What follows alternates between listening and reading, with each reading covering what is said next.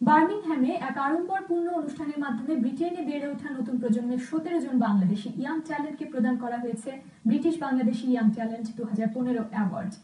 এই অনুষ্ঠানে উপস্থিত ছিলেন বার্মিংহামের lord mayor, councillor Shafiq Shah, British MP Shabana Mahmood সহ কমিউনিটি প্রতিনিধিরা।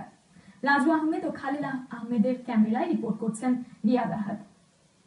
ব্রিটেনে বেড়ে ওঠা নতুন প্রজন্মের বাঙালিদের নানা ক্ষেত্রে সাফল্য অর্জনে উৎসাহিত করতে বার্মিংহামে 17 জন ইয়াং ট্যালেন্টকে প্রদান করা হয়েছে British Bangladeshi young talent award 2015। British Bangladeshi trust ইউকের উদ্যোগে মঙ্গলবার বার্মিংহামের পেরিবারের একটি হলে বার্মিংহামের লর্ড মেয়র, ব্রিটিশ এমপি, বার্মিংহামের বাংলাদেশি সহকারী হাই কমিশনার সহ ব্রিটেনের বিভিন্ন শহর থেকে আগত বাঙালি কমিউনিটির নেতৃবৃন্দের উপস্থিতিতে এক আড়ম্বরপূর্ণ অনুষ্ঠানের মাধ্যমে British Bangladeshi young talent award 2015 প্রদান করা হয়। আর এতে বিশেষ আকর্ষণ হিসাবে সঙ্গীত পরিবেশন করেন উপমহাদেশের প্রখ্যাত সঙ্গীত প্রতিভা রুনা লায়লা।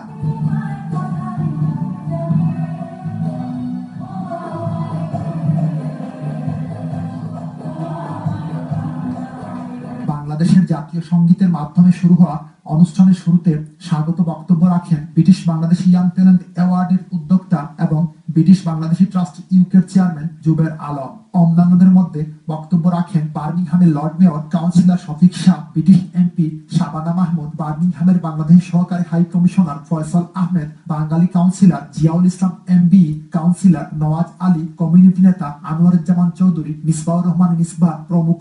পরে প্রদান করা হয় British Bangladeshi young talent award 2015।